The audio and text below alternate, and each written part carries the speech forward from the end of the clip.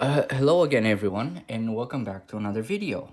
After my kind of futile attempt to make a YouTube short and build a little bit of suspense towards this little add-on card that I wanted to introduce you guys, it didn't quite work out as I expected it to do. I guess I just need to do a little bit more research on how to properly make the shorts, or maybe I'm just not tagging it right. I don't know. I'll figure it out, but hopefully the next short is gonna be a little better.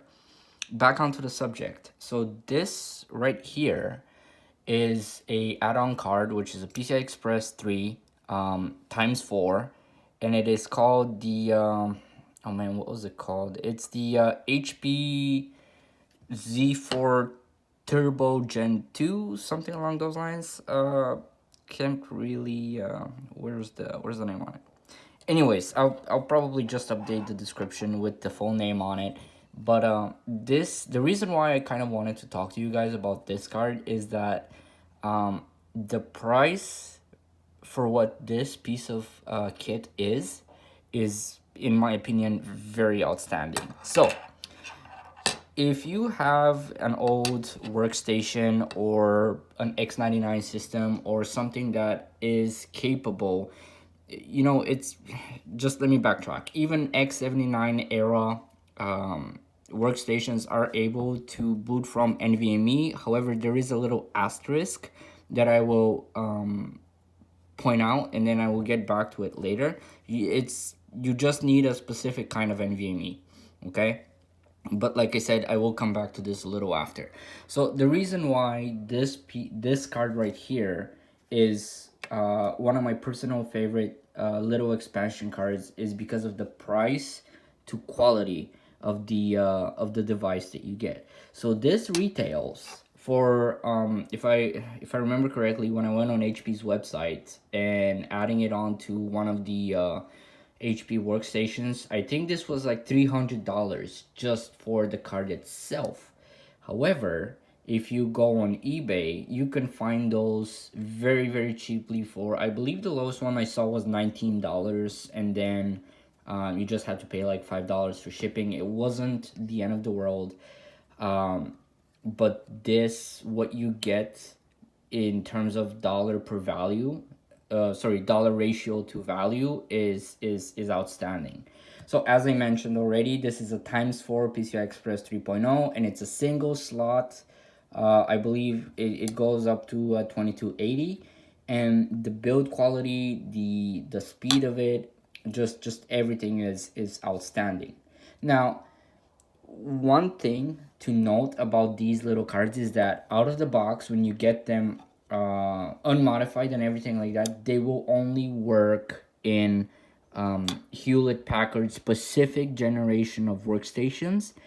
And some of you might think, oh, where are we buying equipment that's locked to the vendor, blah blah blah. Hear me out, okay? You are paying bottom dollar for top tier equipment, and some of these, while yes, that are unmodifiable, you have gem pieces of technology, like for example this one, where with very little modification they can fit into any and every workstation and become universally usable, and you're paying bottom dollar for it. So when you get this, right, you're gonna get this and you're gonna be like, okay, well, how do I make this boot into my system? What do I do to it? Or what do I do with it so that this can become plug and play into my system? So let me show you. So you get this with the heatsink on top right here. So make sure that before you start working on it, you're gonna put the heatsink facing top and then take it off, and then you're gonna see a small series of transistors. You're gonna see these two, and then you're gonna see these two. You have Q44, Q1, Q4, and I believe this is Q2. So if you find your favorite pair of needle nose pliers or wire cutters, you just grab Q1 over here and you carefully cut it off the PCB. In short, It just disables the verification circuit and it makes it boot into any system, and it becomes universally usable. So the reason why I'm saying is because I'm using it into my X570 system. It's off right now, but I am using this as an add-on device to a small NVMe drive that I use for work-related purposes, and it works perfectly fine. I get the full advertised speed of the drive, and I have no complaints whatsoever. It's, in my opinion, a better value than the AliExpress like little add-on cards that honestly strike me as a little dinky.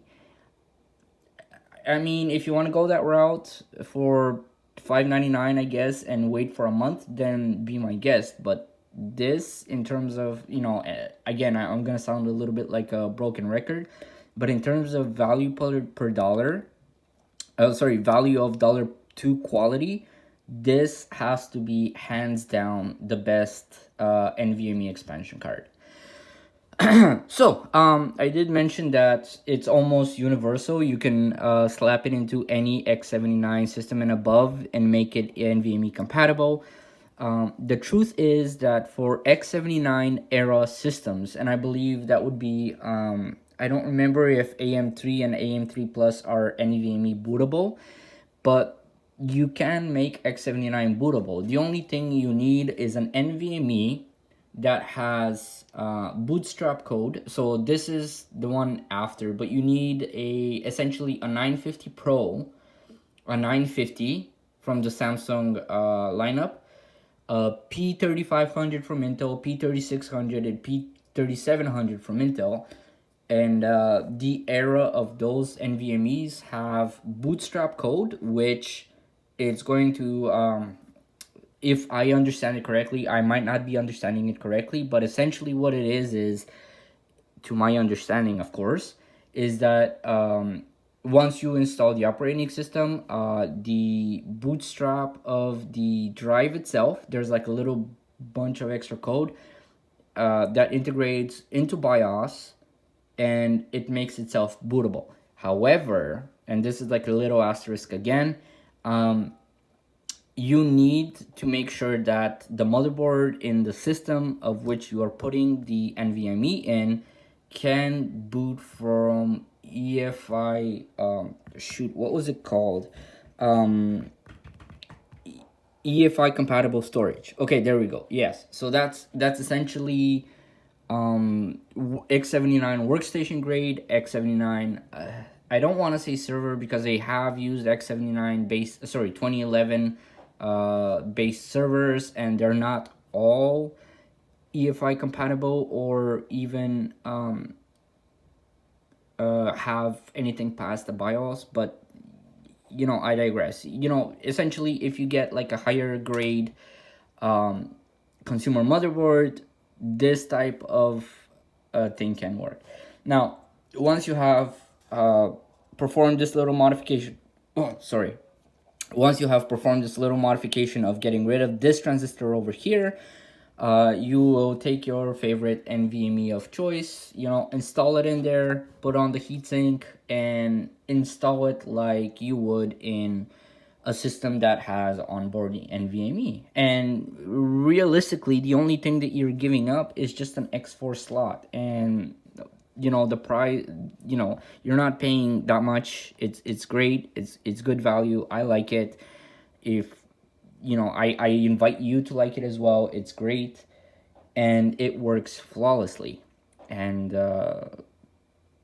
it works flawlessly. I mean, when I found out about this, I was pretty upset before I found out that they're so very easily modifiable. When I bought these, they initially did not work in my system. It kept telling me, oh, it's not compatible. It kept giving me errors that it could not find the NVMe, neither in BIOS, neither in the Windows installation process. Linux didn't find it either, so it had to be a hardware fault. So I started looking on the internet, and I found The Art of Server, and I'm gonna put a link down to his channel as well. Great guy, very educational, very in-depth reviews. If you haven't subscribed to him, please do. Great guy, and you know, I've actually bought a couple of things from his eBay store. Very, very on point. I'm very happy with it. So thank you for being such a good resource on YouTube, Art of Server. So back to my story. Initially, it did not work. I scoured the internet. I found his forum post about these and how great they are supposedly. So I gave it a try.